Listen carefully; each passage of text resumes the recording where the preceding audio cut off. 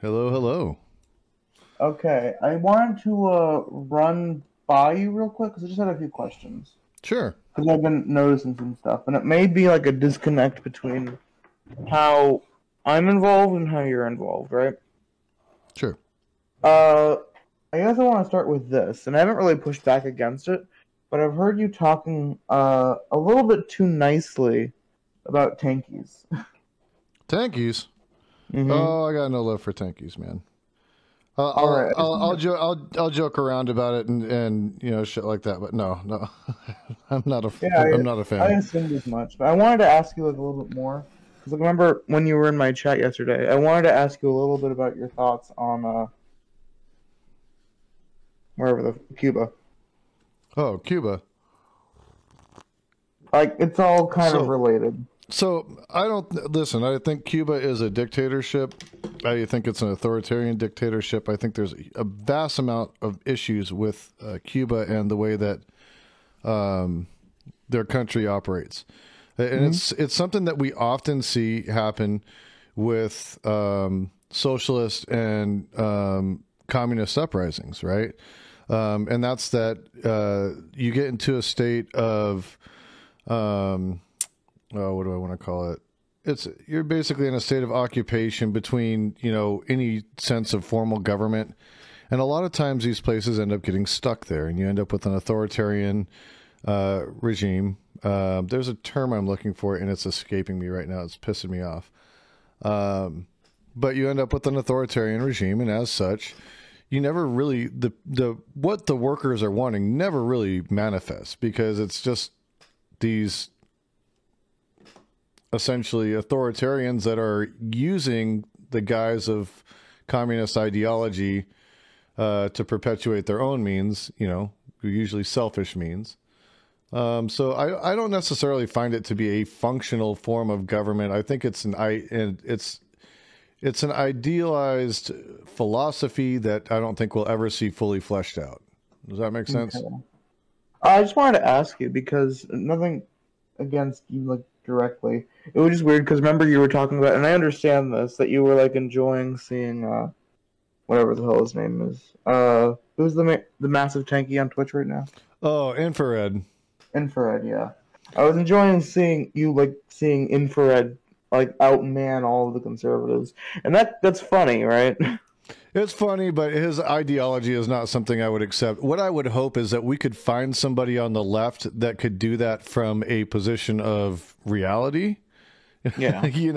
from a position of like good faith argument where, you could actually see benefits from the conversation where the message was actually valid.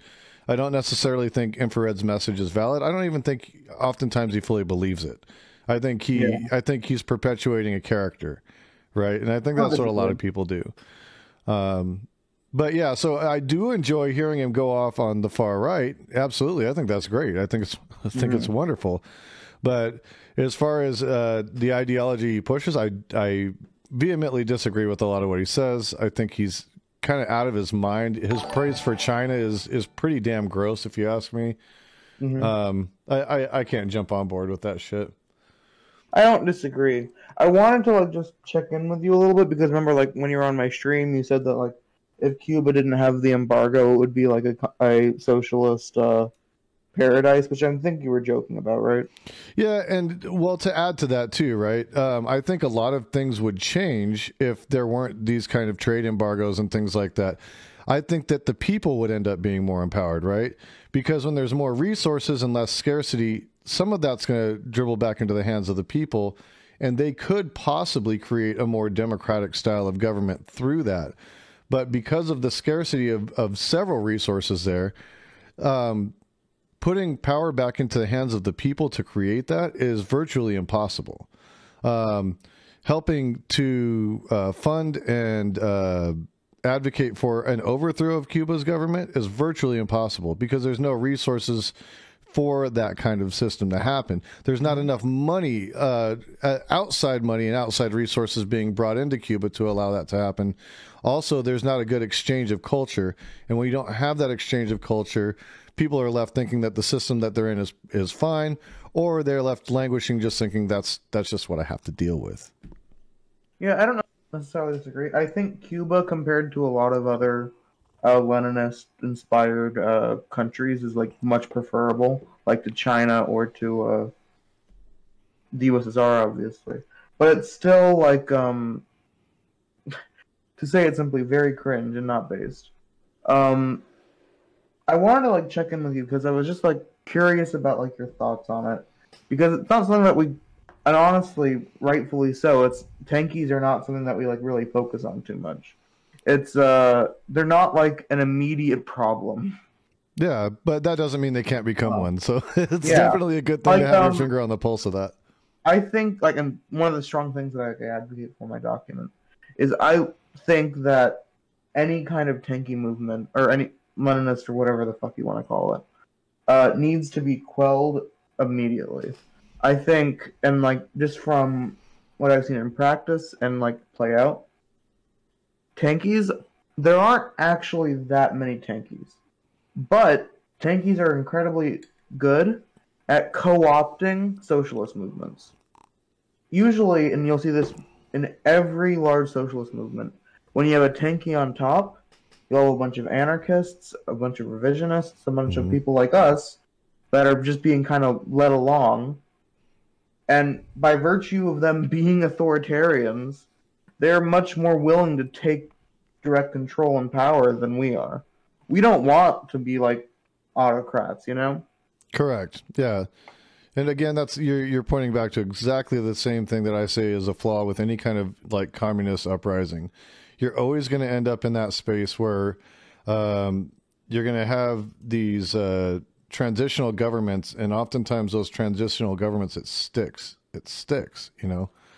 Yeah.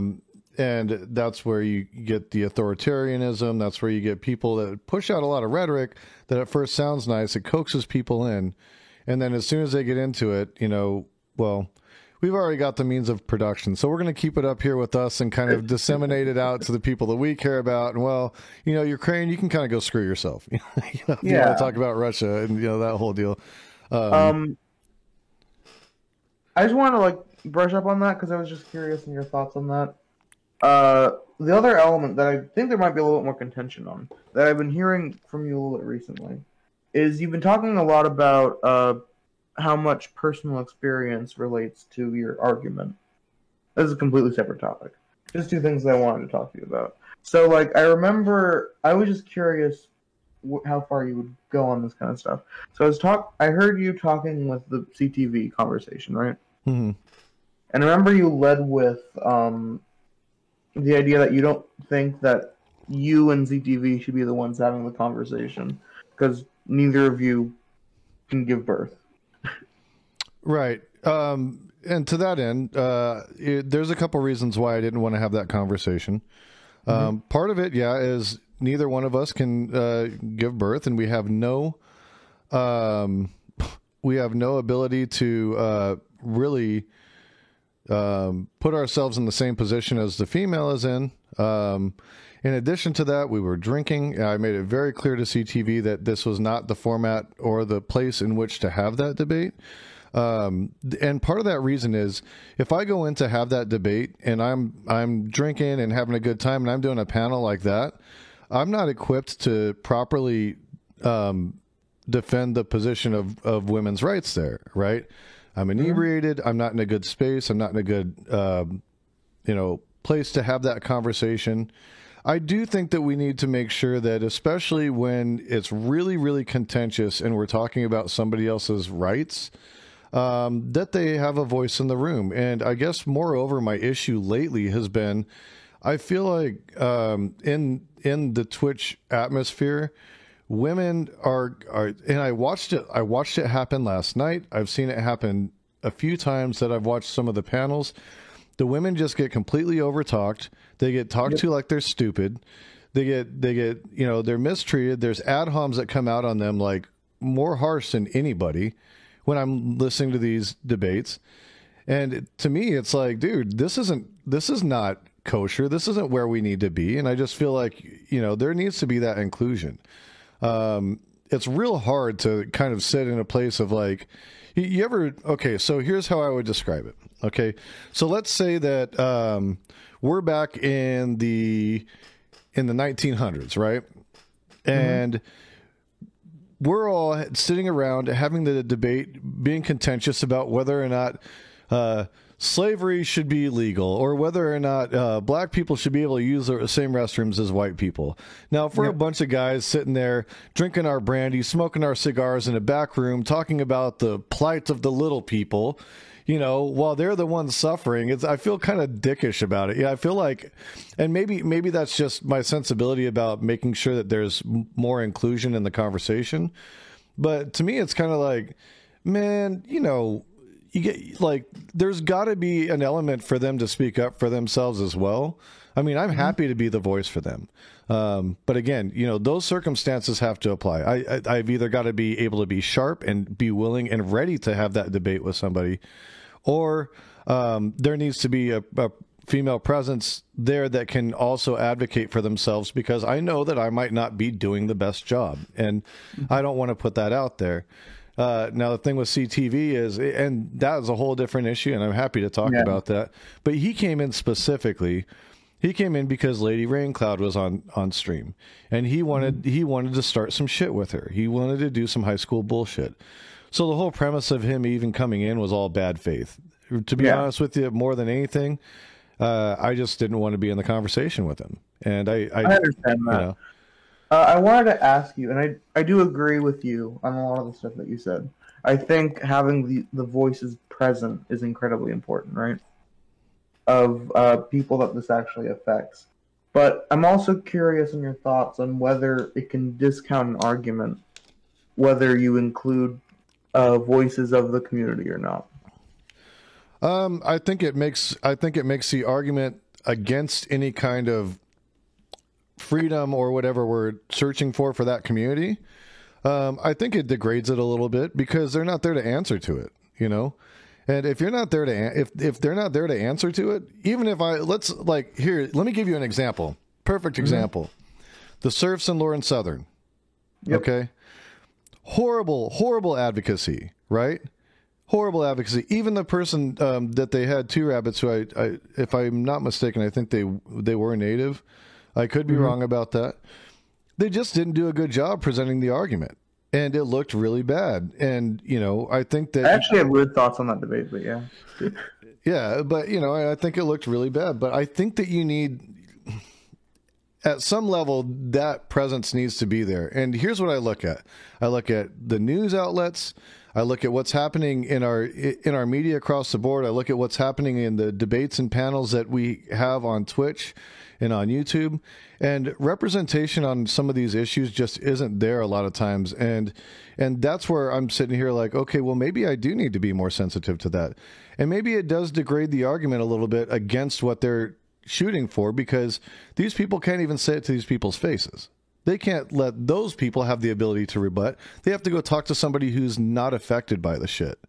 And I think that it's a lot different conversation when the person who's affected is sitting in the room with you, you know, or in the chat or what have you. So I do think that you can have a more constructive, a more well-rounded argument when all parties are included, you know.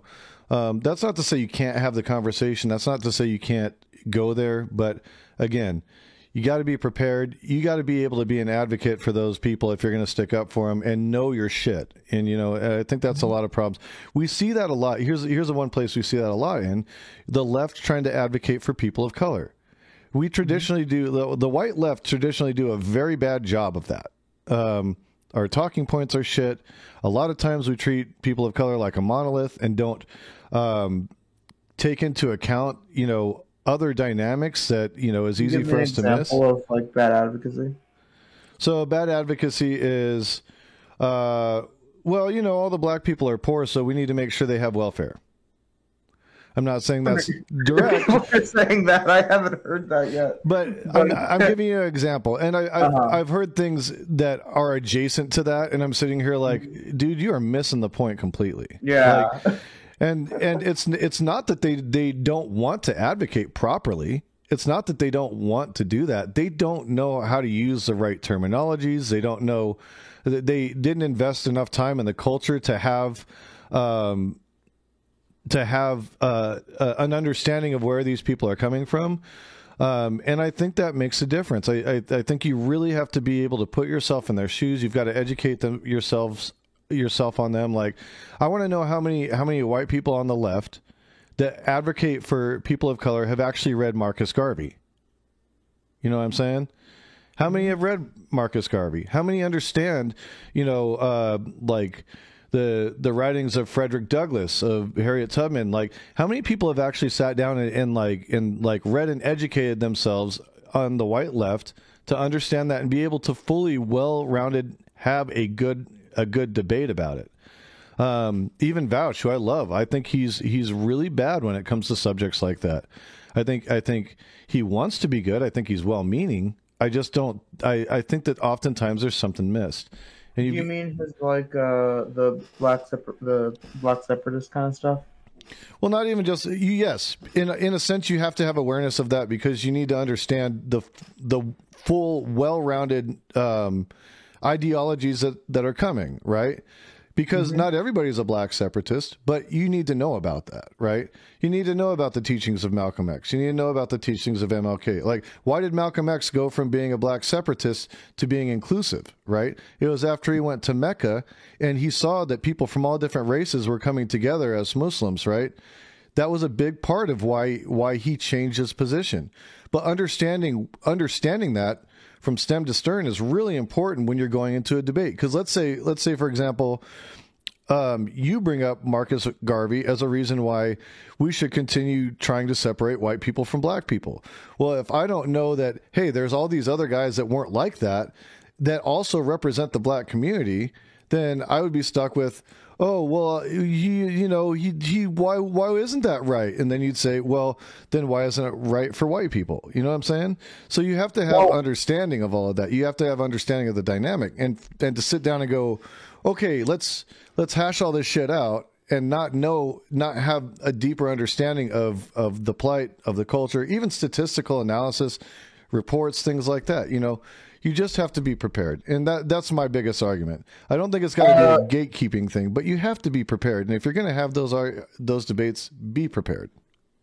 I do kind of want to challenge that a tiny bit, if you don't mind. Like, one of them, like, I've been telling you, I'm writing a lot about prison abolition right now, and one of the most important people to look towards is the Michelle Alexander, who wrote The New Jim Crow, one of the most important books to look at in modern time. Mm-hmm. But at the same time, then you can get Thomas Sowell. Not every, I think Tom, I might be mentioning the right person, but I don't think, and I do think experience, like, for example, I think an immigrant is more likely to point out the problems with immigration, and they're going to have like a direct experience with it, than someone who has not been through the immigration process, right? They're going to have a very clear and good understanding of it. But I don't think just that automatically provides validity to a lot of arguments. Specifically about the abortion argument, I'm curious, like this is very drastic, but like, are we going to I know you're not saying gatekeep, but are we going to like say that a woman who is barren cannot have an opinion on abortion and cannot contribute the same as a woman who has gone through an abortion? Can they not have the same level of opinion on that? Well, I think that actually a woman who is barren has plenty of room to talk about it, because there may be circumstances through which she became barren, such as inaccessibility to reproductive health, which, if you really want to get into the abortion debate, that's something... No, I'm just saying that, like, typically speaking, you would end up crossing over into that, right? You end up crossing over into like, okay, well, it's more than just regular abortion. Like, a lot of what we're talking about is overall reproductive rights for women, and that includes access to reproductive health care. Not every single woman who needs access to reproductive health care is getting an abortion. But many places that serve abortions are also community centers where women can get reproductive health care. When we pull funding away from that, it affects more people than just the women who need abortions. So, yeah, because the conversation can be broadened a little bit, I think that it's totally relevant. I have no problem with a woman who is barren speaking out on that, if that's the appropriate term.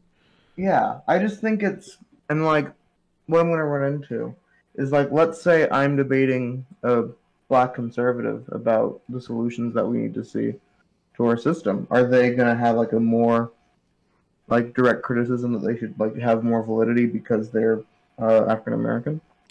I don't necessarily think that's the case. I just think that they should have a voice in the room. You know, Okay. let the arguments. Yeah, let the arguments flesh themselves out. Some people are going to have great arguments and they're going to do really well, and some are not. But at least if they have a voice in the room, they can't say they weren't there. You know. Well, and I completely agree with you that there are a lot of problems, especially with women on Twitch, that they can often just be spoken over. Like, and the interesting thing about women specifically is I think it is because there is a low amount of women in Twitch politics. It's actually something that if a woman like tries to step up, it's a niche that hasn't really been filled that much. Thanks for the follow, Study Mate. Appreciate it. By the virtue of being on Twitch, it's something that can be filled. But one of the reasons that we like push so many of them away is because they're a woman, often their arguments can be dismissed just by talking over them and not really giving them a chance to speak. And it's can be really shitty. But I'm not sure, and I'm fine with like letting anyone have a voice in the room. But I'm not sure. I just worry that sometimes it's can go a little bit too far. With like for example, I'm sure we were talking about the Professor Flowers debate. The suggestion that she would like be okay with the country deporting like the entire white population is insane to me, just because of their skin color. So I'm not, and I can agree with you that like having that experience can be really useful. I think that's what it can be useful for in describing the intricate parts of the system. I think one of the major criticisms of lefties is they don't actually understand the system that they're criticizing well enough, which is what they can provide. At the same time, though, I kind of fear a little bit of this, just because you've experienced something kind of like adds validity to the argument. I know that's not what you're saying, but it's along the same track. I don't think anyone is denying, except for like, I don't think any lefty would deny that anyone of any kind of persuasion should have a voice in the room. But at the same time, like, I talked about this with you the other day. I'm Jewish. That doesn't mean I have a particularly like better opinion on Hitler than anyone else does.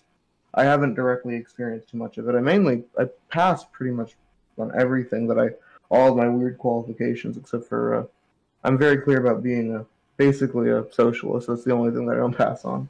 Right. So it just can be like a difficult thing to like, because I don't think anyone's denying that they should have a voice in the room, but it's tends to be a very liberal mentality. Where like if I am having an abortion debate, right, and like I'm debating a conservative woman on abortion, I don't think that woman will be able to dismiss most of the things that I say, because she'll say, "Oh, this doesn't affect you. So why do you how do you have an experience with this? Have you had an abortion?" And all this kind of stuff. And I kind of don't like that line of thinking, I guess. I can understand that as well. That's why I said, have the conversation, but make sure that if you're like the position that you're advocating for, you're able to advocate for that position strongly. Like if you're going into it and you're weak on the subject, and it's definitely something where you're advocating for somebody else, then maybe that's not your debate to have at that time. You know what I'm saying? I agree with that. But I don't think that's necessarily I would say that's not dependent on the persuasion of the person, though. I would say if you're not like fully flesh on a topic. And of course, a lot of like Twitch people will do call-ins, and you can't always be fleshing on every topic. But if you're going into a prepared conversation where you know this kind of stuff's gonna be happening, and you're not as well prepared, either get prepared or stay out of it. Yep. And that was kind of my point to CTV on a couple levels. First, we were both drunk, and we were not going to make rational arguments. It was going to be an argument of emotion. There's nothing going to be solved. We weren't solving the world's problems. CTV typically acts in bad faith, and his arguments are bad faith arguments almost always. And if he's not making the headway he wants in the argument, he's just going to scream over you.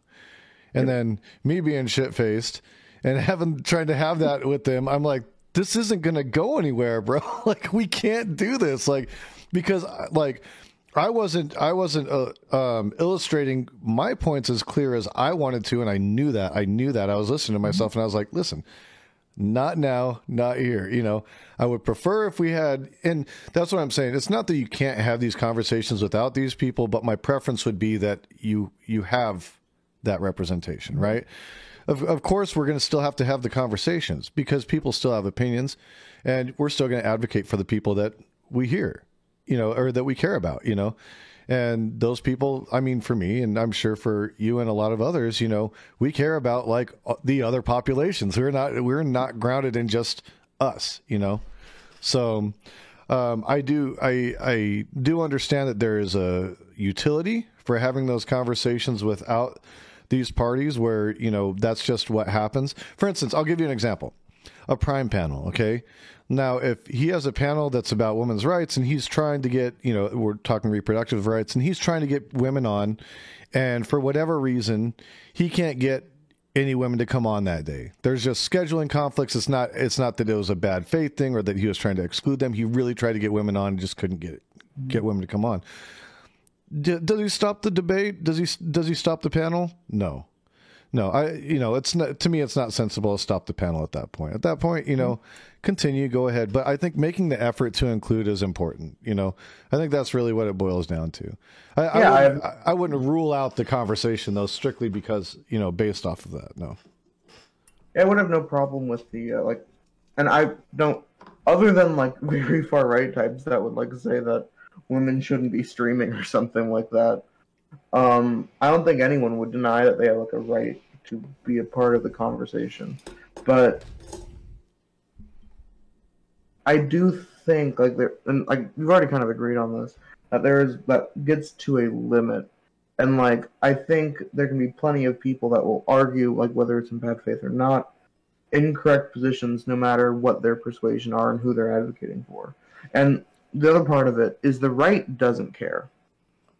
Yeah, the right doesn't give a shit. Yeah. So I agree with you on that. They don't care who the hell's in the room. They're going to debate about whoever they want, whenever they want. Yeah, exactly. So I think there's also like a utility to meeting our opponents somewhat where they're at.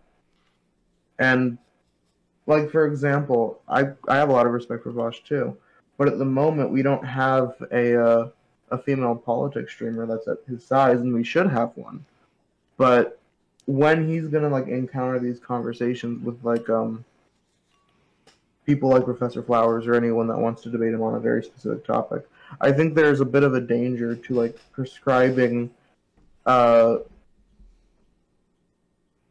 any kind of like outside of their expertise, outside of like any more credence to their arguments, I suppose. Like, I don't think someone needs to be there for a specific topic just because they fulfill. I would personally hate this. Like, let's say that they're having a panel on Jewish hate, and like it's a bunch of just normal white Christians, and they like come to me and they say, "Hey, we're talking about Jewish stuff. We need you there because we're a bunch of white guys." I would not enjoy that. Yeah, I mean, I think if you take it to the extreme like that, I'd be a little thrown off by it. If you said, "Hey, we're doing a panel and we want to make sure that we get some voices in the room, a diversity of voices, definitely want to include the Jewish population in that. I think that's sound. Yeah. You know, I think that sounds No problem with that. to pose it in that way. But you know, yeah, if there's a bunch of white Christians, they're like, "Hey, we need a Jew." You know, I mean, it's like I think there was a whole South Park or a skit on that, or no, it was Family Guy. Family Guy, where the he's looking for an accountant, and like there's a whole song, you know, that he does. And that's kind of what that reminded me of, what you just said. I'm like, oh God, that's so bad. That's so bad. The framing is so bad. But yes, no, I would not be not be in favor of, you know, treating it like that. I mean, it shouldn't be it shouldn't be a litmus test type of thing. It should be more of a thing of like, let's make best effort, right? Just best efforts. Yeah. You know. I also don't think, like, for example, like if let's say we're gonna, like, someone needs a debate, and you're gonna pick either me or Dylan Burns to talk about Israel. I'm Jewish, but Dylan Burns, being much more familiar with foreign policy, is gonna have much better things to say about the Israel-Palestine situation, even though I can strongly advocate for what I believe in there. He's going to have much better things to say than I am. Sure, because he's educated on foreign policy. Yeah. That goes to the point that I was saying, though. If you have somebody that can advocate, you know, well on that party's behalf, so be it. You know, if they can be that voice, great. You know, I don't have a problem with that. I have a problem with people who are uneducated on the matter stepping in and trying to play advocate and ending up making the situation worse or making it harder for people. You know, or making that movement particularly look worse because they couldn't state a good and effective argument. Yeah, I totally understand that. It was just like, obviously I have no problem with wanting more voices of those specific people to advocate for what they believe in. And I think it's an entirely separate conversation. But I don't know how we promote female voices on Twitch. Like, that's just, especially in the politics sphere. That's just like the $1 million question, right? How you get these voices up there. I think some of these bigger panels and some of these bigger streamers, I think one thing they could do is they could, like, I mean, you know, Prime's does the all black everything panel. He's even done an all white panel, like deliberately done an all white panel. Yeah, that was a joke, but yeah. But you know, I mean, he did it, you know. And what I love that for whether Destiny is not white enough to be on the panel. But you know, we could do that with women, right? Like some of the bigger platformers could just be like, hey, we're going to do, you know, once a week, we're going to bring on women to talk about issues that affect them, and they can pick whatever topic they want. And we're going to open up the floor to them. Yes, men can be included in that, but let's give that voice for a minute. You know, let's create the view of Twitch, only not the view. You know, one of the things that I think about, especially for panels, because I've been trying to think about how to actually improve panels. Because I might go on Prime tonight. I was having a headache, but as soon as I started talking with you, my headache went away. I may go on Prime tonight. I'm going on Hans tomorrow. I'm probably going to be... were there any people on your panel that were also on my Hans panel? Do you remember? Oh, I'm trying to think. Pan was not on there. Okay. I don't... if so, I might be the first double dipper. Yeah, I think so. I think so, because I don't remember anyone from your panel that was on my panel. So... I'm excited. No, and I actually think that Hans really appreciates and values your opinions, because I noticed that right after one of the Prime panels, like he had you on right away just to talk to you.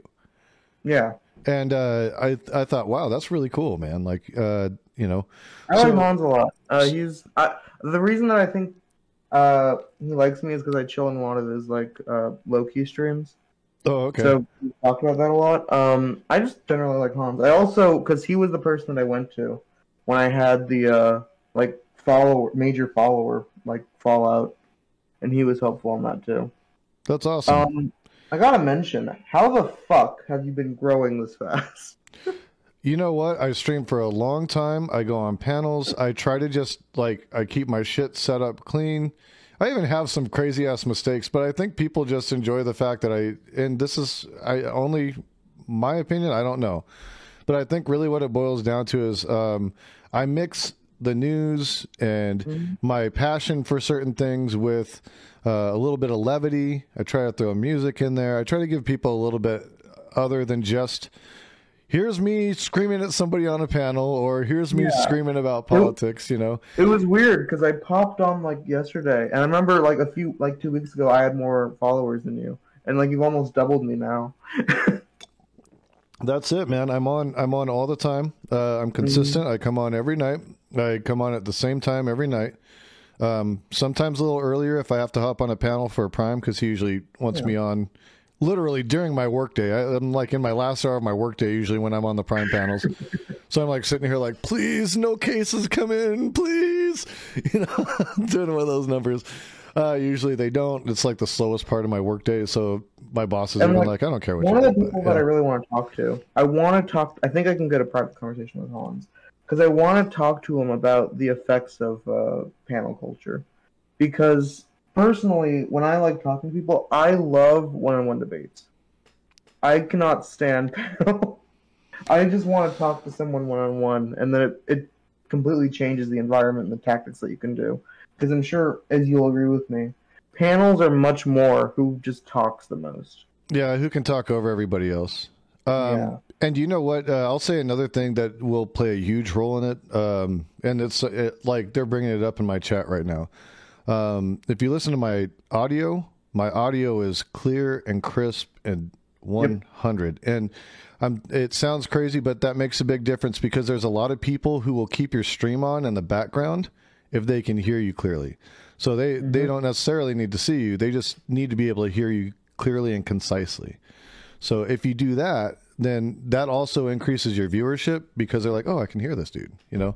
I just didn't know, like, it was so weird, because like I was just chilling, and then I'm having a talk with you, and then suddenly Lady Rain is in your Discord talking to us, and then the next day I pop on and Lady Rain, like CTV chases you to try and get at Lady Rain. I was like, wait, I was just talking to this dude yesterday. right. The weirdest thing was and that happens a lot, where I'll talk with someone and the next day they're doing something massive. Like I was talking with Fabian Liberty, and the next day was his first time on Hippy Dippy, and I was like, am I just like doomed to have everyone I talk to immediately like shoot up in growth? Well, you know what the thing is you have really good ideas and good concepts, and your arguments are very fleshed out. You ask great questions. And sometimes, I mean, and I don't mind it at all, because I'm one of those people that's kind of like, well, come at me, let's hear it, you know, because I am more than willing to be 100% with everybody, you know.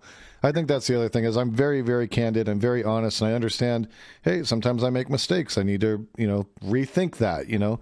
I think that's important that we do that. I think it's important to create that nuance, you know.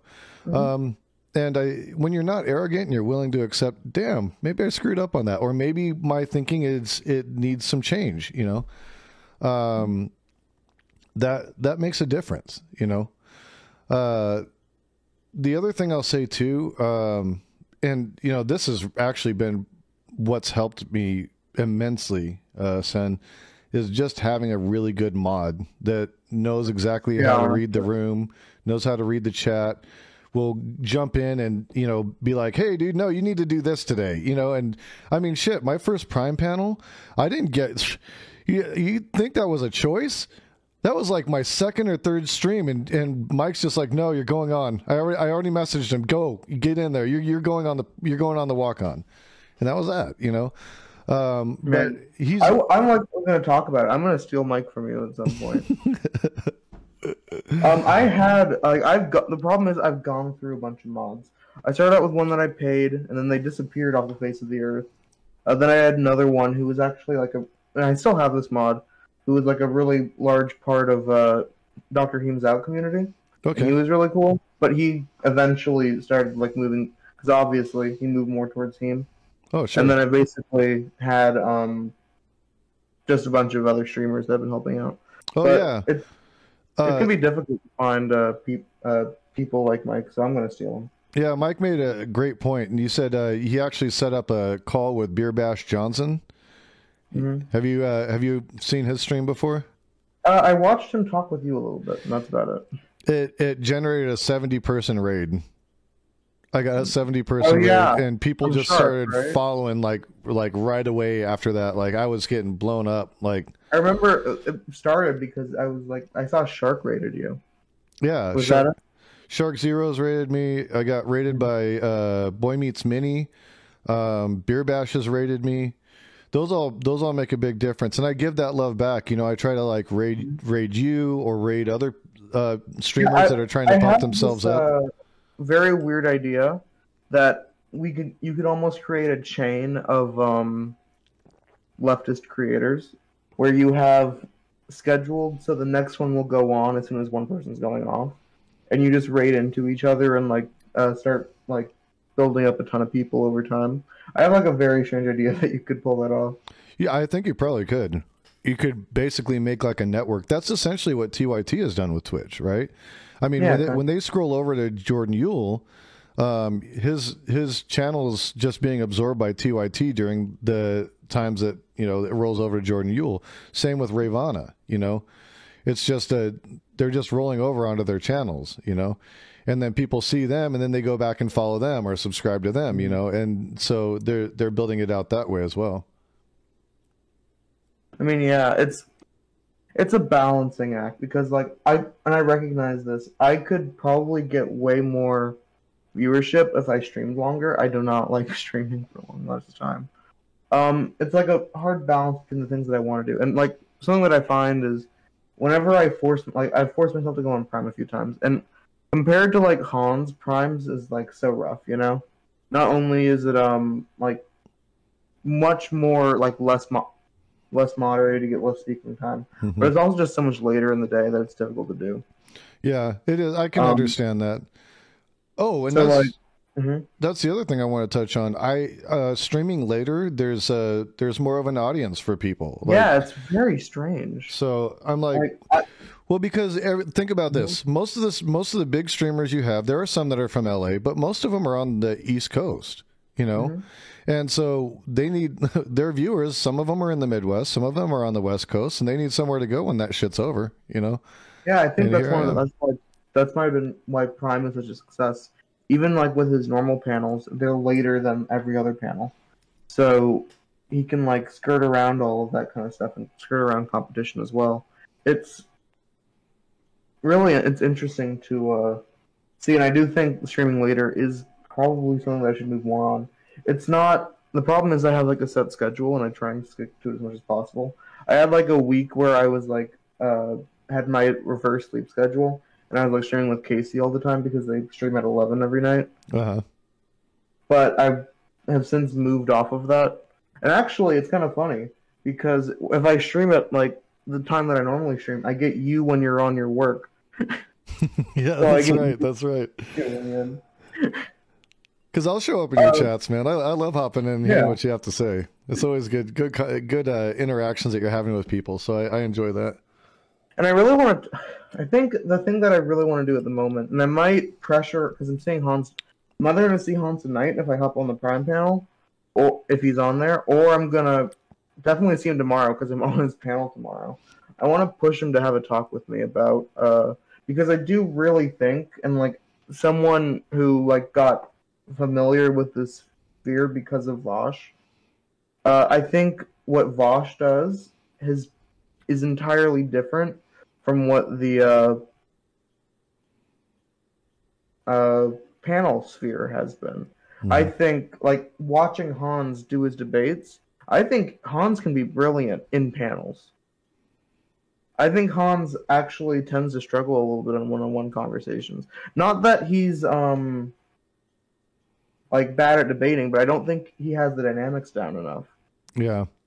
And I think when you're so used to being in the panel and it is such a blood sport, your approach is just vastly different. It goes from being conversational to combative, you know, because in the panels you have to be combative. You can't get even if they say, "Oh, you're next," I guarantee you somebody's going to hop in over you and start talking before you enter your turn. At least in Prime. Yeah. And I mean, I'm the type of guy that I'll be like, okay, and I'll stop everybody. I'll be like, all right, it's my turn now. You said your piece. I'm talking. Like, I'm not doing this shit, man. Because I hate that. I hate that. Like, especially when I got something to say, you know, I'm going to get it in one way or the other. Yeah, and it's so strange because I think, I'm like, it's the panel sphere mixed with the term bad faith going around everywhere. I don't know if it's just you. I have hated hearing people say bad faith on Twitch. I think the phrase is like ruined for any kind of discussion at this point. Because people will call any kind of annoying behavior in a conversation bad faith. You could like interrupt me with a cough and people would call that bad faith. I think sometimes you're right about that. I think it's misused a lot in order for somebody to try to invalidate another person's argument. Mm-hmm. I don't think that's great. The other thing I notice on debates that I've heard and seen is there are certain people on debates who will pop in, who aren't always on there, but every once in a while they'll pop in, and they pop in as some kind of specialist or scholar or whatever, or well-read person that somehow is respected in the community. And they rattle off something super, super fast before anybody has the time to look up the, like, if what they're saying is even valid or correct. And the panel just accepts it as true. Yeah. You know? And it's like, wait, hold on a second. That guy's totally full of shit. But because he said it fast enough, everybody bought it hook, line, and sinker, and they're running along with that, you know? Great example of a panel that we were both in, Superpower Broadcasting. Oh, yeah. Yeah, he's horrible with that shit. He'll spew all sorts of garbage that is, like, on its face, not true at all, you know? And then because he keeps going, and if you try to rebut him, he just talks over you. It's like, oh, well, now that's valid. Now we're we're speaking from that place, which is horrible because it's not even, you know, a correct assessment of the situation, especially where he's concerned. He's a lot of straw man. Yeah. I think like, and I understand why panels have become so popular, and it's because a bunch of people want to get their voice out, and it's incredibly difficult to have these one-on-one conversations, you know? I actually prefer the one-on-ones too. Myself, I prefer them. You know, even when I'm talking to somebody that I have opposition to about things, it seems to me that provided, you know, I'm going to use the term good faith, provided they're acting in good faith and they're really there to like have a substantive discussion and not a screaming match or, you know, try to create content, you know. Or even if they are acting like that, I'd prefer running into someone in bad faith in a one-on-one conversation than just a bad faith panel. It's true, because it's easier to break down what they're saying is bullshit. You know, it's easier to call out the bullshit because it's you and them, baby. You know, I mean, we all got computers sitting in front of us. We can definitely throw out articles and shit to, you know, validate our point. It's also the matter that you can let arguments hang. You can like let the space fill itself, and like the problem with the panel, the second someone's not speaking, everyone else is going to try and fill that space. In a one-on-one debate, you don't need to fill that space. You can let arguments hang. You can like let people sound stupid. You don't have to interrupt people all the time like you do in a panel. Sure. And I think it is led because, and you'll agree with me, I don't think as far as productive conversations can go, even in a debate, you don't always have a productive conversation. But I don't think you can actually have a productive panel. I think whenever I've gone on my panels, I think Hans was a really good panel, but I purposefully did not explain my arguments as much as I could have.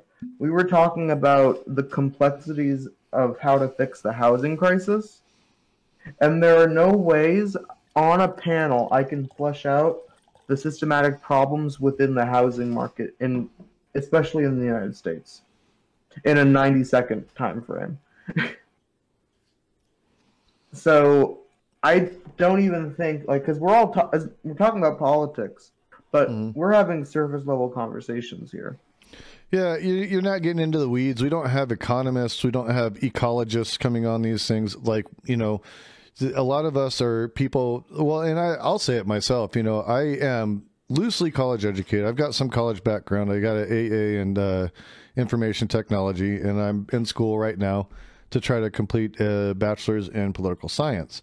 But I'm a layman, and I use this term a lot when I try to tell people, like, okay, well, they're like, well, what do you know about anything? And I say, well, I'm read up and fed up, I'm somebody that's had to grow up in the shit. I got tired of dealing with the bullshit, so I started reading everything I possibly could, and my opinions are formed by, life experience, and they're formed by, my ability to, thank goodness, my ability to read. But yeah, so, and I think you don't always have to have a college degree to be able to make a good argument or a good statement. But if you are legitimately trying to solve the world's problems, not going to happen in these debates. We can have the conversation, and maybe we change a couple people's minds that are on the fence about something. But that's what our goal is. Mm-hmm. And one of the other things that I think is a problem with this panel culture is that we have pushed away the goal of changing people's minds even more. Because what panels do, and one of the big problems that I'm sure you have with the Hippy Dippy, and that someone would have with Hans, is that you seek out the opposition. Yeah. Your goal isn't to, in what I would see as a good debate, your goal isn't to make the other person's argument look terrible. Your goal is to create good content and get people looking at you, but not actually the ideas. Because, look at Dylan. If we compare Dylan to CTV, their ideas are polar opposites. But because Dylan sees content whenever he looks at CTV, CTV has grown massive. Yeah. He keeps putting him on there. He puts him in charge of panels. He's involved in a lot in Dylan's community.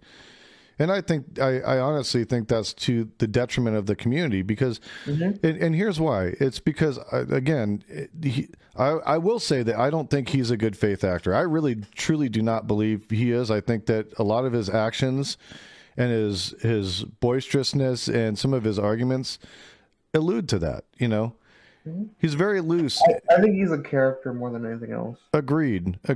And I think that's damaging. I think it's damaging to have characters in that space. I think because you don't know what he's saying that he's actually believing and what he's saying that's just a bunch of bullshit to create content. And quite honestly, we need people to be honest with their assessments. We need people to be honest with where they sit with things. Because the only way that you get the discourse that you're talking about is when people, can be genuine and not so rooted in and be willing. Because see, here's the thing with me. An enlightened mind is one that's willing to change their mind upon new evidence, right? And a lot of these people don't want to change their mind when they get new evidence. They won't. They'll grind their heels in and they'll even take it further the other direction just to prove a point. And it's like... Or it's even like a hard balance because I think even if you are talking to someone who's unwilling to change their mind whatsoever, right? Which is honestly, in a strange way, most people. I honestly think there's very few people that you're debating that are like streamers that you're going to convince of positions. And I think that is generally an okay thing, as long as we're moving to change the audience. But you know what we're going to run into with these panels is you have Dylan promoting people with the opposite agendas. It's no longer a political game to advocate for the most and advocate for your best ideas. It's to create a panel culture. I think it's a self-sustaining model that sure gets numbers, but instead of the old-fashioned Destiny debunks all of dumb conservative argument, it's now what will CTV do this week? Yeah. And I think it's honestly a very destructive force in the area. I agree. And that's why I really want to talk to Hans about it because I can't get Dylan, but I think Hans is the closest thing because. If we're being honest, I love Prime, but Prime's in it for the blood. Prime does. Oh, he loves the blood sports. Yeah. He thinks it's funny as hell. I've seen him laugh a few times about some of this shit, and I'm like, yeah, I see you, bro. So like, but I think Hans and Dylan are somewhat more interested in having these conversations. I don't blame Prime for being like bloodthirsty, and I do actually think blood sports does have a space in the sphere. I think it's crucial, but I think in panels it has led to so much harm. I don't know about you, but what do you think is going to be remembered more? A one-on-one debate with you versus CTV, or a 5-on-6 panel where you and CTV were included? Oh, definitely, it's going to be the one-on-one, 100%.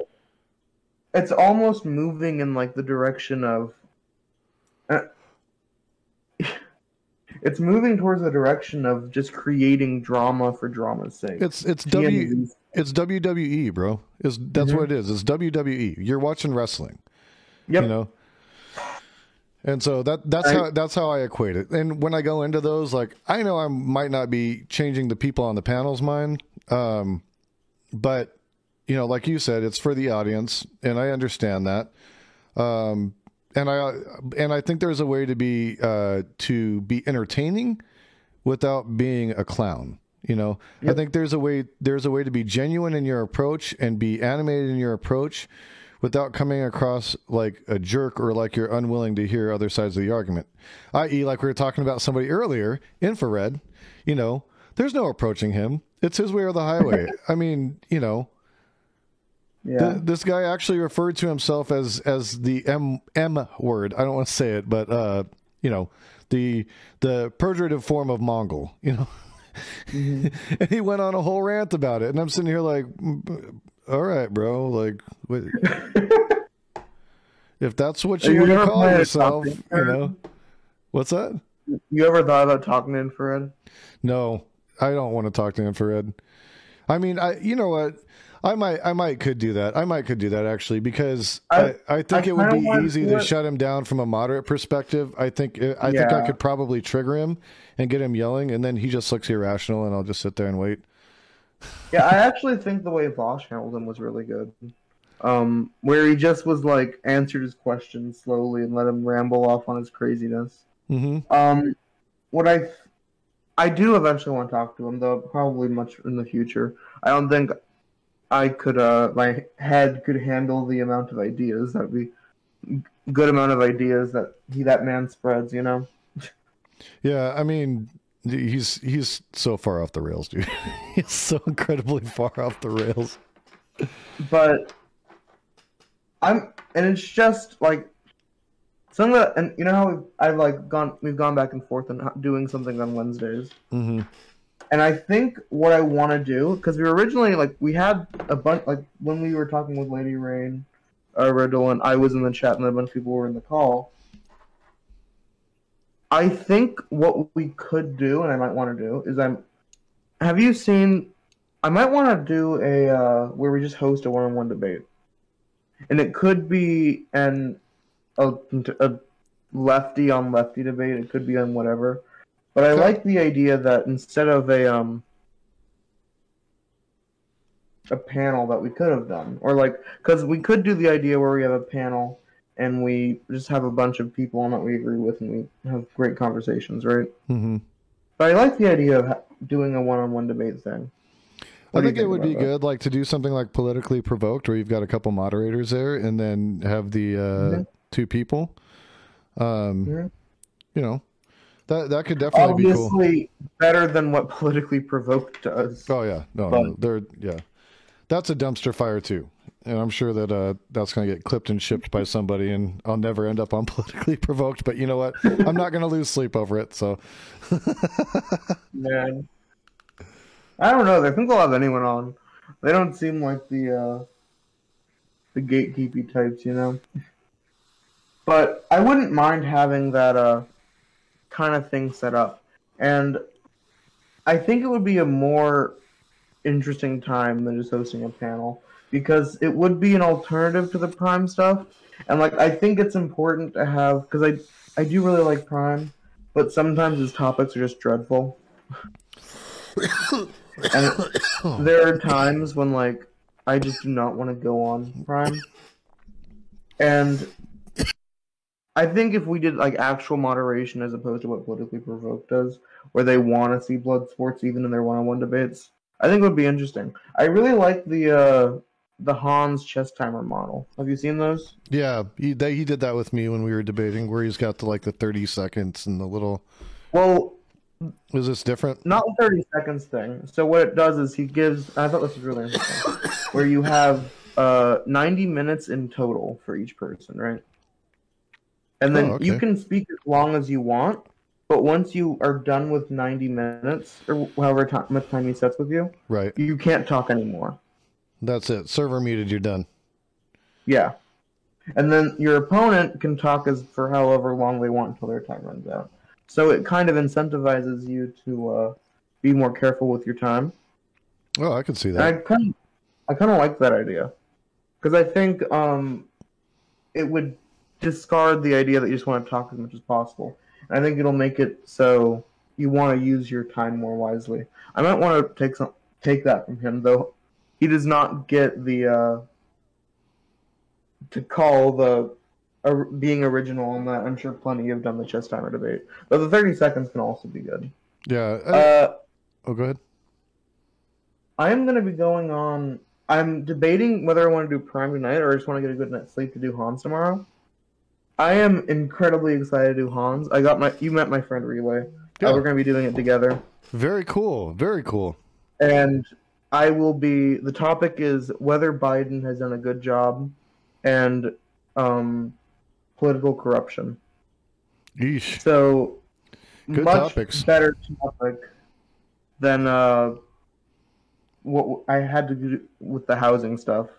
I thought housing is a good topic, but it's not as sharp as that is going to be, you know? Yeah. Yeah, I agree. Anything you want me to say? Maybe hate on Christian Cinema a little bit for you? Oh, if you want. Or you could just plug yourself. Let people know where to find you so they can hop on. Because I want them to know that. Yeah. I may or may not. We've been having this talk for an hour. I don't know where the fuck the time went. We have good conversation. That's why, man. I know, we always right? have good conversation. Well, I'm always shocked because time fucking flew by, man.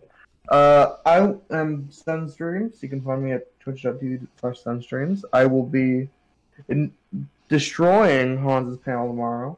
I am known in his world as Blue Shirt Guy. I am thinking about. Have you heard about the Blue Shirt Guy meme? I think I told you about it, right? Does he have one on his stuff? Does he have a Blue Shirt Guy? So yes. We were on a panel and he's nicknamed me Blue Shirt Guy.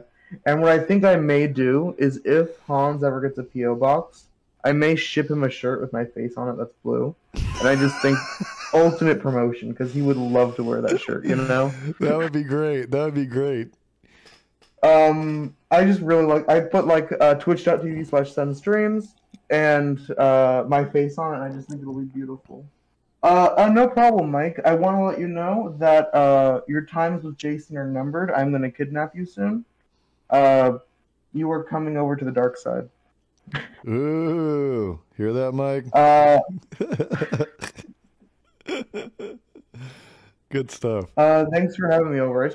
I wanted to chat with you for a few things. Wanted to get on the same page. No, I'm glad that you did. I'm glad that we got some clarification there and you kind of, understand more where I'm coming from on things like that. And there was one thing that I do want to ask you, which I do think you might actually be a bit more centered on. Remember, I've been reviewing the Hansian Mama debate, and you were talking about how you need to have a kid to decide on these kind of things. How do your feelings go on that kind of stuff? Well, that's one of those things where it's do you need to have a kid to have a say? No, there are great teachers that don't have children and that have a ton of knowledge about it, right? They have a ton of knowledge about education, have a ton of knowledge about children. I understand that everybody, it cares about education, cares about our youth, and I'm glad that they want to have those conversations. I really am, because it means they give a shit, And I'd rather have people that gave a shit than didn't. I think sometimes, though, because they don't have the real world experience of having a kid, they frame things in ways that aren't always realistic.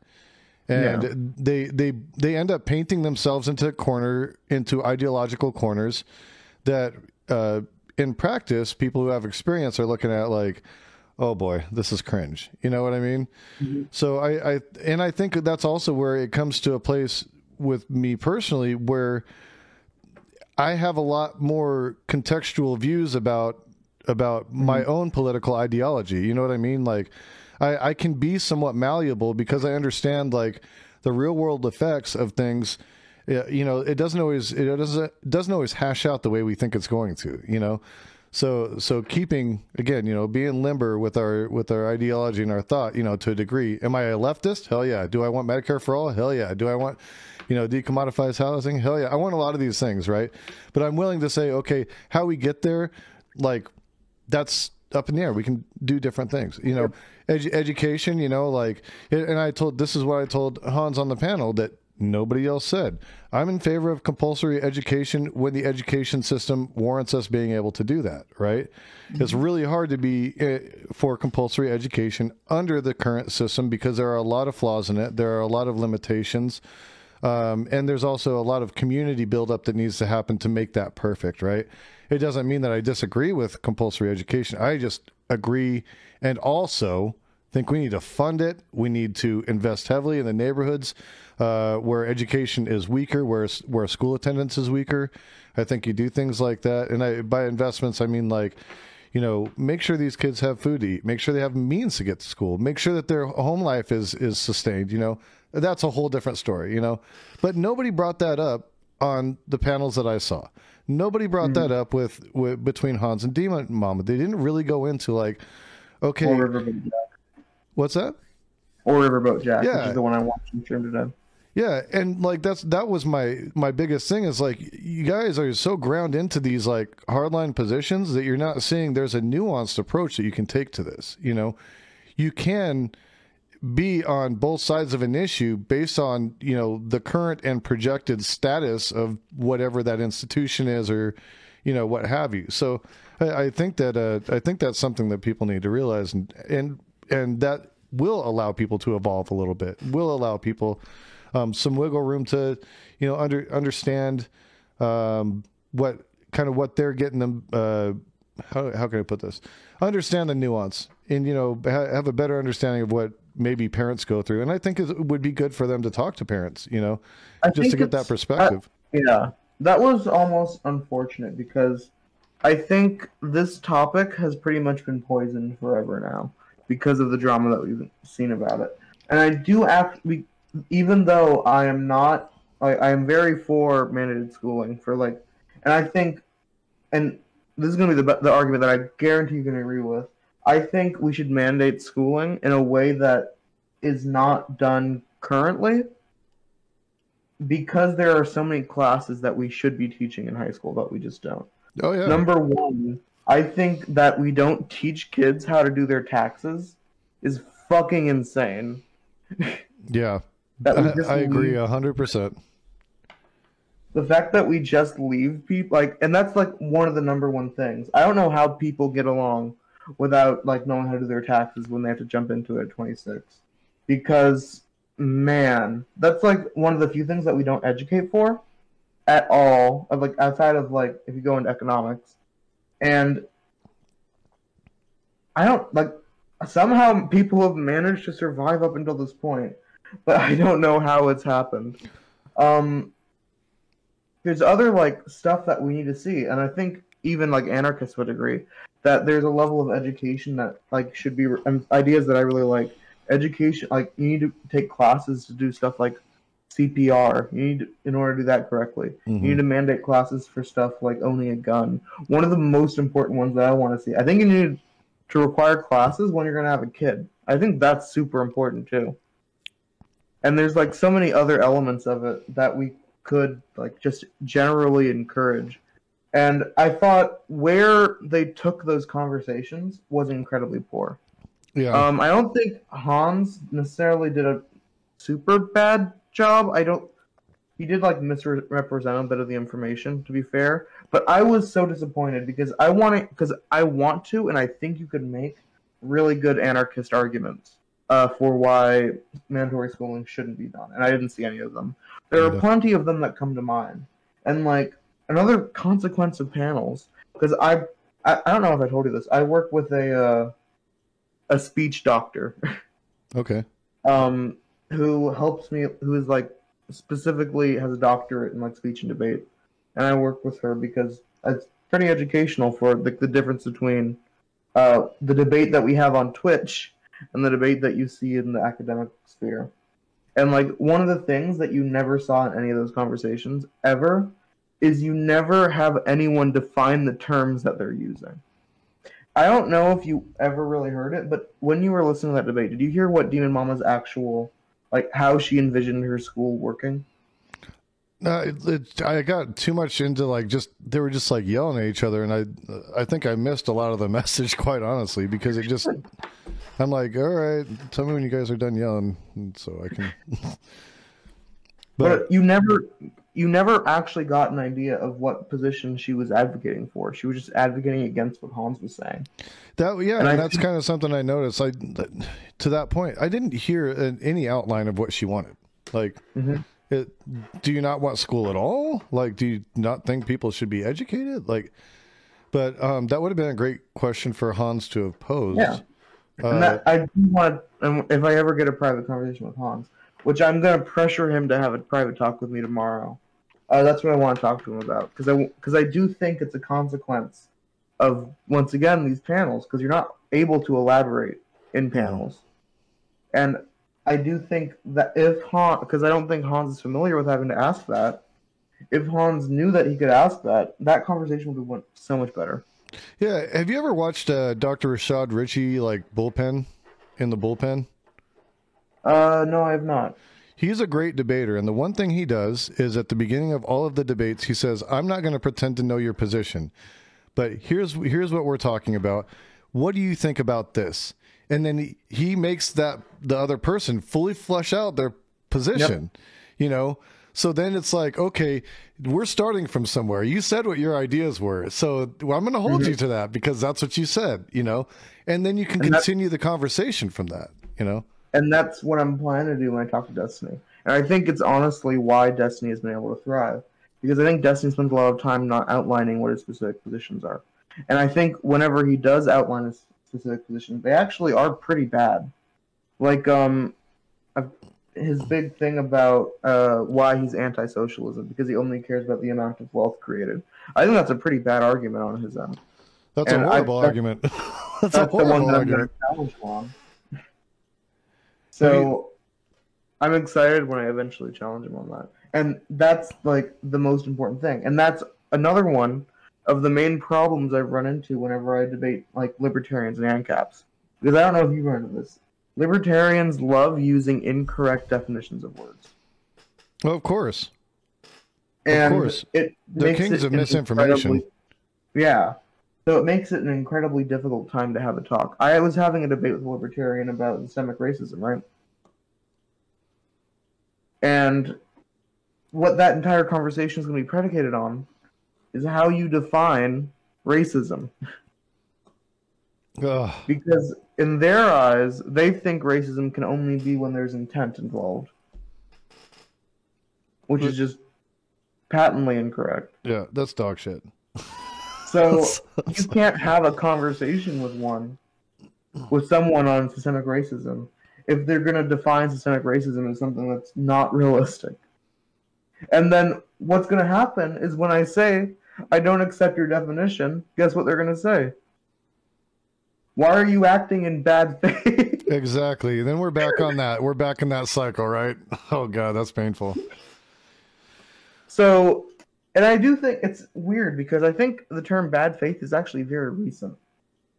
Or at least, I think it's a new fad in Twitch politics. It might have been started by Booksmarts, who I have a strong dislike for. Are you familiar with Booksmarts? I am. I've been on some panels with Booksmarts. Oh. I didn't know he did panels. Huh?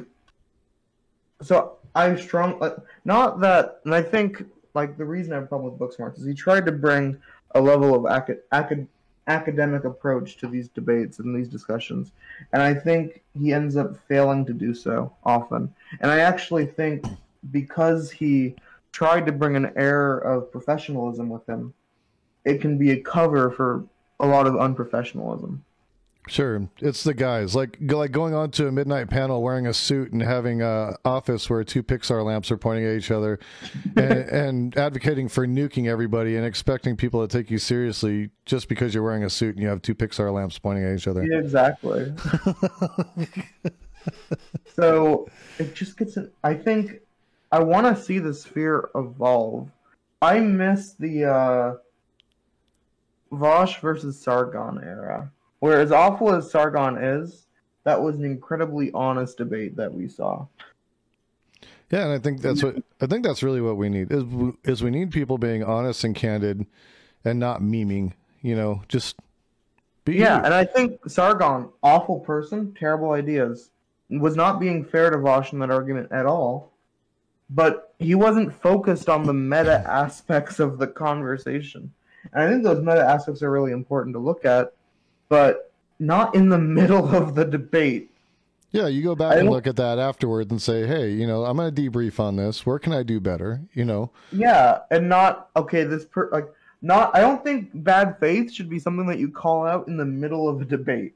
It should be something that you look at after and decide whether someone was acting in bad faith or not. Now, I will say in the middle of a debate if somebody's using a fallacy, because I think it's important to call it out. Just for the sake of, hey, you know, I want the audience to recognize, and I want the other people on the panel. Yeah, but that's not part of the meta conversation. Right. That's like directly relevant. Mm-hmm. But whether you're talking about someone as being fair to your statements in a debate, that's irrelevant. It's irrelevant in the middle of it. Like that, you know, talk about that afterwards when you talk to your audience. You know, you can scream at them about it. Yeah. So there's just, I want to see some of the stuff be promoted. I don't think it's all from panels, but I do think a large portion of it comes from panels. Oh, definitely. What do you think this? I don't, because I don't have like a prescription solution for this kind of stuff yet. Because I do think panels provide a really good opportunity for people like you and me to get an audience, but I do think they have led to a less than productive time. So here's what I have to say about it. Going on panels is like, you know, I have a musical background. That's what I did. I played music for 13 years. That was my jam. That's, you know, what kind of led me even here. Pianist. So, all right, you feel me. Now, I mean, we were a DIY band, you know, I mean, and the whole thing with that is you go and you play shows wherever you can get a show, right? You're not going to be picky about it, because if somebody's going to pay you and it offsets the amount of money you're paying for your studio and the amount of money you're paying for guitar strings and the amount of money you're paying for everything else, the amount of money you're paying for drugs and alcohol, you know, the amount of money you're paying. kidding. But, you know, like, you know, so you take whatever gig you can get and you work up from there, and, you know, hopefully people take notice and, you know, you draw in more people and you gain more interest. Then you get bigger shows and you do bigger things, and before you know it, you're playing at, you know, theaters and, you know, major concert halls and stuff like that, and it's working out for you. But, you know, these panels, it's like playing a local show. It's like you're playing the dive bar, you know.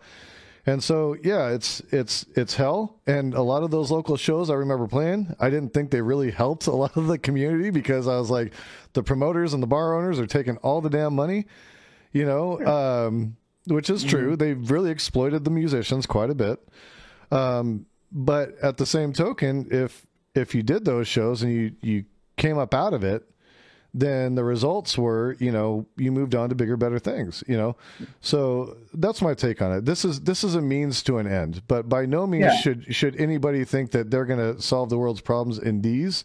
However, if you can get a big enough following to where you can start talking to people and getting your message out there, I think so. Like somebody like Hassan, he's doing it. Like, you say whatever you want about the guy, but, you know, he's spreading the message and he has a ton of followers that are listening.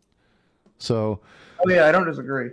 What I'm just like concerned with is how panels overall are affecting things. Individually, I of course accept that if I want to get anywhere, these are the best places to be, right? But I do worry about how it's going to change the set of conversation. And what I'm actually really interested in, I might start doing, and I know I'm gonna move on to a lot of TikTok stuff because it's almost impossible to have a fucking panel on TikTok. Um, but I'm also curious to see, and I want to see whether it's developed at all, the Mixer politics sphere. Are you familiar with Mixer? I've heard of Mixer. I haven't used the platform, no. So it's Facebook's brand of streaming. Oh, okay. Okay. And it's probably the most developed streaming platform besides YouTube and Twitch. And I'm curious to see how politics has developed there. Because on one hand, we all know what Facebook does with politics. But I'm interested to see how it's developed. I actually have a segment I'm doing later on Facebook's role in recent politics. It was pretty compelling, actually. So, but I know nothing about it.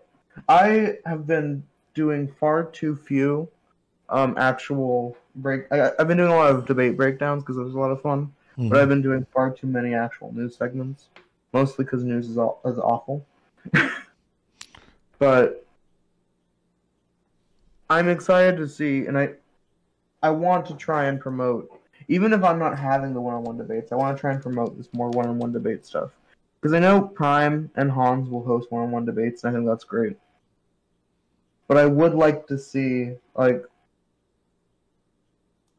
I do genuinely think that people should be known for their one-on-one debate performance. Because, and if I'm being honest, like, going back to Hans, and I'm sure you'd agree with me, you've been on panels with Hans. I think he's a brilliant panelist. Yeah, he's a lot of fun. He's charismatic, and he's bombastic, and he brings something that's definitely it brings entertainment in. It definitely does. And to that end, he also has some really valid points. I don't want to discount that either. He does, and he brings the fire. It's nice to have that. I'm just not sure how well that translates into debate area. And I do think Hans has a very capable skill of debating one-on-ones. I just think that the sphere is bleeding into it a little bit too much, Yeah. Yeah, and it's going to happen. I mean, this is an ebb and flow type of thing, and you'll see it. You'll see a sea change, in a year or two, where people move away from that and they move to some other platform. Maybe even smaller panels of like 3 or 4 people, instead of like bigger panels like that. An idea that I really like that I want to promote, like if panels are like unavoidable, right? I really want to do the idea of ideologically centralized people on one panel. I hate all of this conversation where you have to have a libertarian, a tanky, a lib, a conservative, a fasci, and a leftist all on the same panel. And what's going to get discussed? Yeah. But if you have a bunch of people that agree, even if they're libertarians, right? I think you might see a more interesting conversation from a bunch of libertarians talking and see how they communicate with each other as opposed to trying to do blood sports. Because I think if you're in a panel with a bunch of people that agree with you, that you just want to move decide the best way to move forward, I think you're going to see a much better conversation, even if you drastically disagree. I don't know with you. I would love to see a bunch of right-wingers actually decide on what they want to see for the future of this country, because they have no ideas. That shit would be scary. That shit would be scary, But you know what? That might be a good thing for people to see, right? It might be good for people to see what they really are trying to flesh out. Maybe they'll change their opinions, Yep. Maybe letting people go to the extremes will actually be what causes others to move away from it, or being able to have like we've done a couple lefty panels, right, where it's just been homies that have come on, and those have been really good because even in the friendly conversations we've had, there have been different approaches to things, but we've been able to come with some consensus, and we've been able to understand one another and have more thoughtful conversation. You know what I mean? And I don't think there's anything wrong with that. I think that's good. I think because all it does is it helps you steal your argument, and you're stealing your argument with people who can also speak to the same things. give you better talking points and resources sometimes, you know. And I take that stuff, dude. If somebody sends me a link in a debate, that shit is cataloged. I keep that shit. I go back and I read a lot of stuff that's sent to me in debates, because there are times I know I'm off and I can learn something. And I want to learn. I want to be better at shaping my arguments and expressing my perspective, you know. So I think those things are good. I think having debates that are centralized around, you know, different ideologies is a really positive, is a net positive. And then, you know, also, I would love to see a bunch, like 6 infrareds crammed into a room with each other. Oh, could you imagine that? All supreme alphas, supreme alpha males, or whatever he calls them, all screaming at each other at once. And like, speaking of content, I don't think you get better content than, like, imagine like, and I want to get your opinion on this person too, but imagine like 6 like different versions of CTV. Oh God. All God. Talking about the drug war with each other. Oh, drug war. You see, the drug war. Oh God. He's gonna give me an aneurysm. Hey, I gotta talk with him soon. He's like promised me a conversation, and I just haven't. Like, what, in your opinion, what would be a good thing to talk to him about? Because I don't want to spend time studying him. Because I don't want to, like, I could decide something to debate him on, but what do you think is like a good thing to talk to him about? Talk to him about redistribution of wealth, man. Just go full socialist on him. Go full socialist on him, and make him defend it. I think it'll be great. It'll be great. He's good in the way I think to approach him is more generalized. The more specific you get, the more he gets kind of ground in on weird shit. He takes it all over the place. But if you generalize something like, hey, you know, I think redistribution of wealth is good. Well, he's got to battle back from quite a bit, and that's a hard thing to fight back against. So, might be a good place to start. We ended up in a conversation about gun rights one night, and like here's where it landed for me is I was like, he wanted the federal government to allow people with gun licenses in one state to go to another state without having to worry about re-registering for their gun license or whatever. And he's a states' right guy. And he says, well, you know, the federal government should make sure that happens. And I said, but you just said you're a states' rights guy. Okay. So you're taking away the power from the state to be able to decide what they want to have in their state, what their voters have agreed on. And you're saying it doesn't matter what that state's gun laws is because the federal level says that they should be able to do that. Okay. I caught him in a catch-22. He had trouble fighting back from that. He was like, oh, but, and I'm like, you're a states' right guy. Like, what's the deal? Like, you know, how do you battle back from that? So, you know, stuff like that. It's an easy, you can find those little nuggets. He contradicts himself a lot. And if you pay really close attention, because he'll always say, I'm looking for consistency of philosophy. He says that to people. But when you actually listen to him, he has no consistency in philosophy. He's like good for me and not for thee type of thing. You know, he's very much like that. So that's where you can kind of get in on him. And there's a lot of subjects around personal liberties, things like that you could go in about and be able to have some really good arguments on. Yeah, I think I'm going to pop off after this, but I want to ask you one thing that has been like, I had an entire debate with my friend Relay over this, and I am getting tired, and I don't know if I even have full-fledged ideas about this, but a term that I've been hearing thrown around what I think is way too much, besides bad faith, is I think the term hypocrisy. When I watch a lot of this stuff go around, I hear so much discussion about whether an ideology is hypocritical or not, or whether something is like basically like hypocritical. Like we have, you know, the Hassan House drama, right? All that kind of stuff.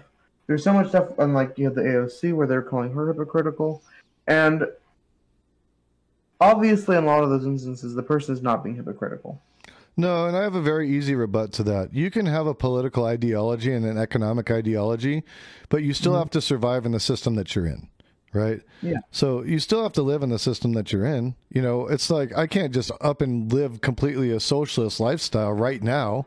If I did, Yep. I'd be living on the streets because it's not fleshed out. The programs aren't fleshed out.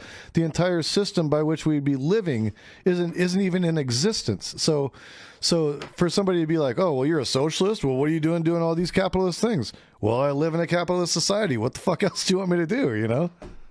Well, and like it's difficult because, and I absolutely agree with that, but I didn't take it a little bit further. Where like I think that even like when you are hypocritical in like a true way, I think people focus on whether your actions conflict with what you say far too much about besides whether what you're doing is good or bad.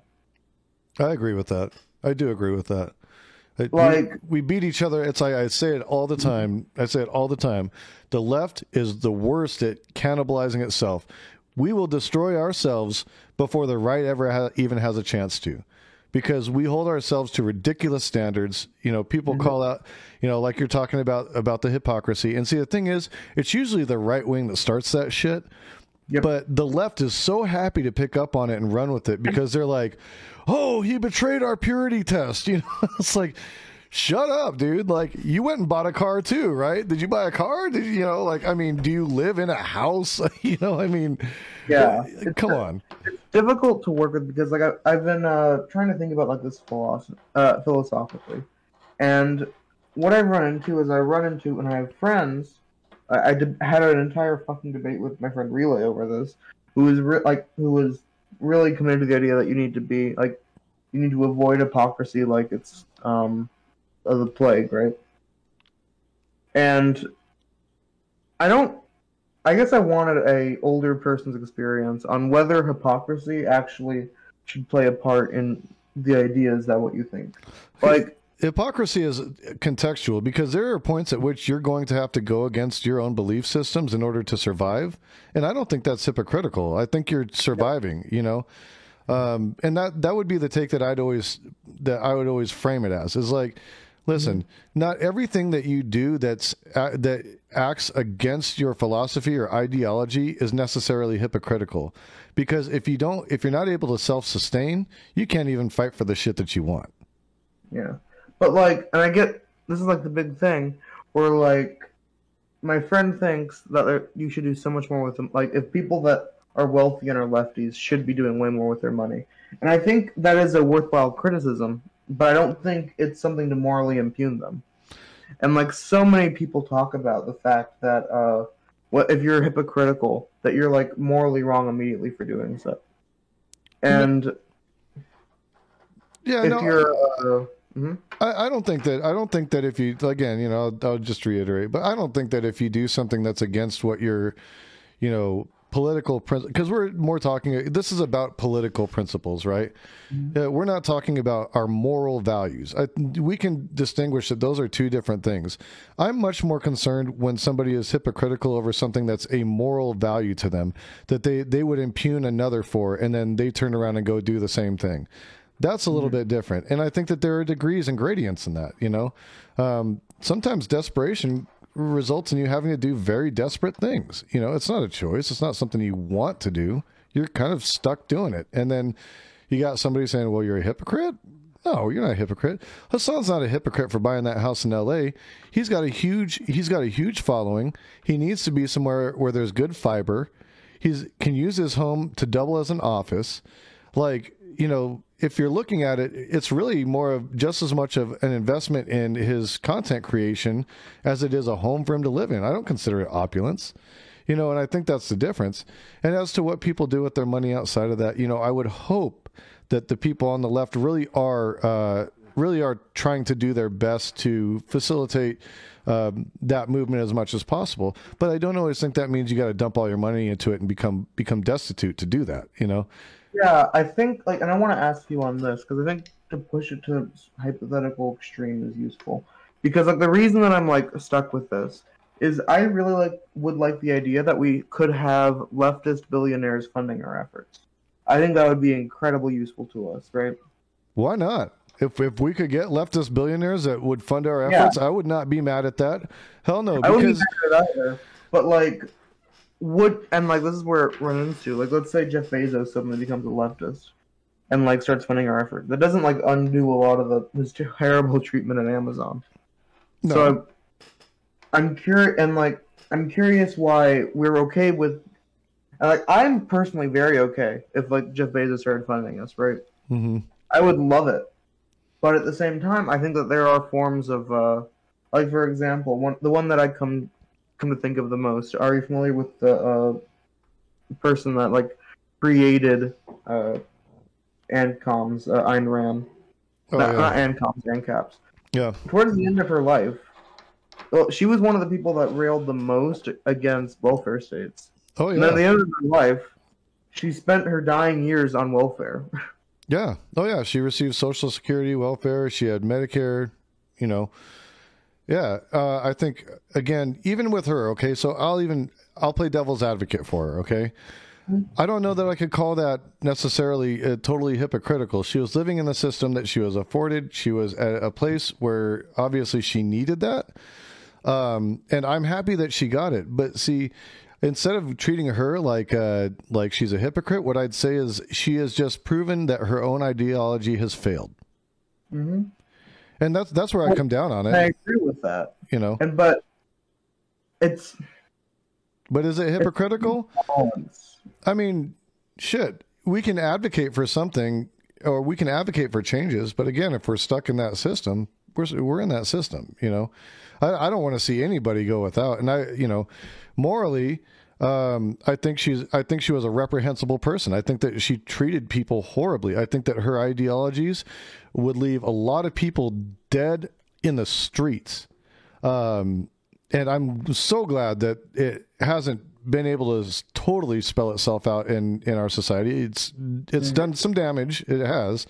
You've got Rand and Ron Paul, who have, excised as much as they could out of the social safety net so that we can become a poorer, less healthy populace. But, their impact hasn't been great. But, okay, so even if we were to call her a hypocrite, let's say, I wouldn't condemn her to, horrible, I wouldn't condemn her to hell or some shit or whatever you want to call it. It's what it is, man. Like she's got to live. It's a weird balance because like the example that I love bringing up with my friend is like there are times you want people to be hypocritical. Like I was talking with him, and let's say hypothetically, Hitler could have killed 1 million more Jews, and he decided not to. That technically would have been hypocritical, but I would prefer him not to kill those people. But I feel very differently with like the Ayn Rand one, philosophically, because I feel like it represents, as opposed to the Hitler one, the Ayn Rand one feels like it's a disqualifier for her ideology. And I feel like a lot of people will feel the same about Hassan. I personally get the feeling that it disqualifies all of her ideas because she abandoned, and like her quote unquote excuse was she was taking her money back from the system. But yeah, that's exactly how the system is supposed to work. You get your money back when you put your money in. Okay, you just totally validated the socialist ideology right there, baby. You did it, Ryan Rand. Congratulations. But see, I would attack the ideology, not the individual. On yeah, that. of course. I'm all with that. But I'm pretty sure normal people will see Hassan buying this house, even though it's not technically against any of his beliefs, and they will say, "Oh, because he bought a house, that disqualifies his own ideology," in the same way that we see it of Ayn Rand. And I don't know, because I don't think that's true. I think optically, Hassan at this point, and I would make this argument, that more than any individual, I would say other than Bernie and the Squad, Hassan has probably furthered socialism more than any other person in the States. Yeah, I mean, I could see that. I'd say Chomsky's probably another one that had a big role in that because he was just a huge influence on everybody, and he's an American treasure.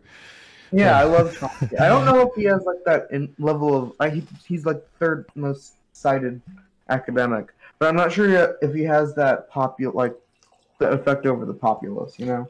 He does, and I'm going to tell you why. Because he affected artists, musicians, and influencers that are now doing his bidding. Oh, true. Yeah. Rage Against the Machine is a prime example of people who actually studied directly under Chomsky. I don't know if you know that, but the band Rage Against the Machine were intrinsically involved in what was happening with Chomsky, which led Zach De La Roca to go and participate in the Zapatista movement in Mexico, you know? So not only were they preaching about it in their music, they were literally acting on the shit. They were going to places to further this type of movement, you know? So I think we do get that in the States. Email. What's that? He reads, as far as what I've heard, he reads every email he's sent and responds. Does he really? Crazy. Yeah. I would definitely be interested in emailing him and just picking his brain about things. Oh yeah. I wouldn't want to bother him too much, but I've heard just rumors, but I've heard that he responds to every email he's sent. Although I got to admit, I'm fairly intimidated in that I feel like I'd ask him something that was so benign. He'd be like, well, why did you bother asking this? Mike, he did already tell me about his weird Destiny dream. Yeah. Dreamer, nightmare. I can't decide. But I would argue that Hassan is probably in the top 10 of people who have furthered socialism in the United States. Did you hear about the new show he has with Ethan Klein? Oh, no, I haven't heard about that yet. He's got a new news show. I previewed it the other day, but they're going to actually be doing a full-on, straight-up news show, kind of like how TYT was. A little bit, obviously, further left. But it looks really cool. They got a nice set. It's like a no bullshit kind of thing. Like it's a real deal, full on. Like it's called The Leftovers. I'm happy with the stuff Ethan has been doing recently. So that would be great to see. Yeah, but check it out. It's called The Leftovers. Let me see if Mike will link it for me. I can link it too. I'm being lazy. I can link it. God, guys. Such a lazy ass. The other thing that I want to do, and you should do it the next time you see Hans, I was so upset that he didn't make me the quote-unquote gym leader in his Discord. I want that title. That's like if I can come away with one thing tomorrow, that's going to be it. I'll tell him. I do a DM with them a little bit in Discord. Not a lot, but a little bit here and there. Dad. But yeah, I will definitely. I'll be like, hey, dude, hey, brah, come on, hook a brother up, hook Sen up. You know, he's all over your shit anyways. Like, you should just do it. Wait. I'm so excited for tomorrow because I think, not only is it going to be a great environment and I'm going to have an actual friend in there, but of all of the topics that a lefty would want to discuss, Biden and the corruption of politics is about pretty much a golden opportunity right here, you know? Oh yeah. There, I just posted a link for that new show. Mike's talking in my chat for the Destiny link. Destiny also apparently responds to all of his emails. So him and Chomsky are similar in that way. Are you calling me old, Mike? I'm pretty sure Mike is calling me old. So yeah, I'm very excited to go on tomorrow.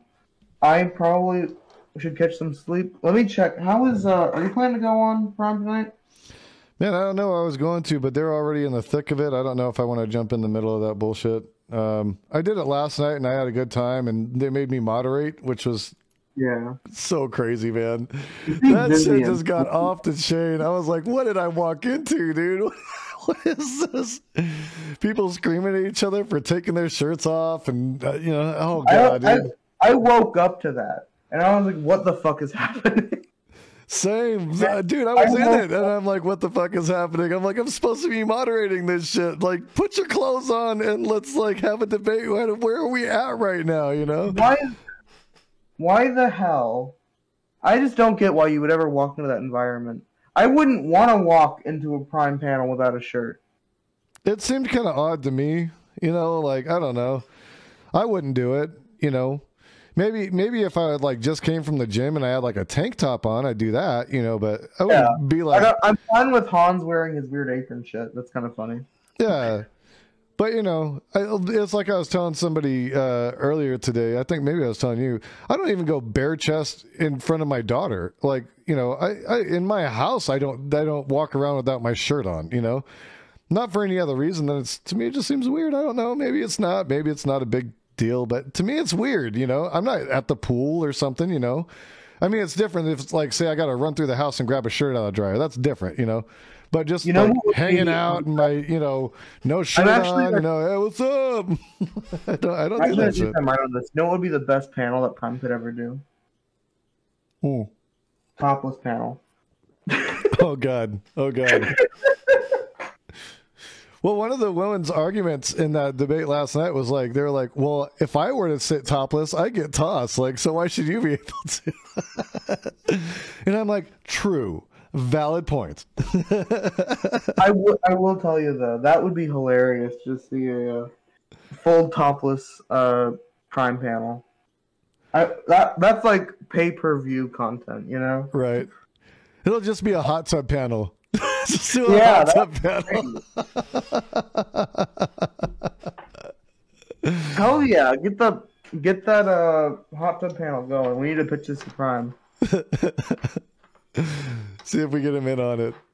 He already admitted he only goes boxers when he goes online anyways.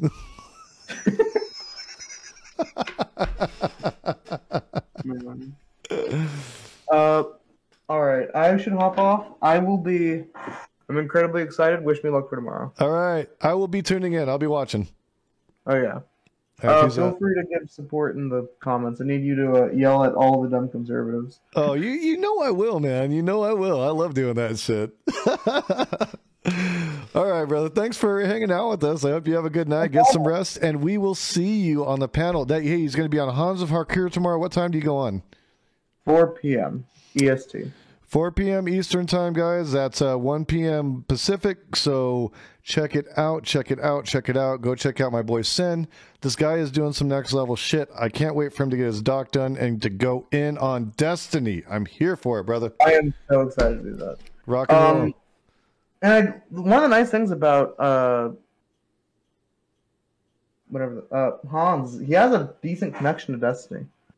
So I think if I were to like try and push to talk to him, he's probably gonna be the way that I'm gonna try and do it. Other than just sending him an email, which I could do.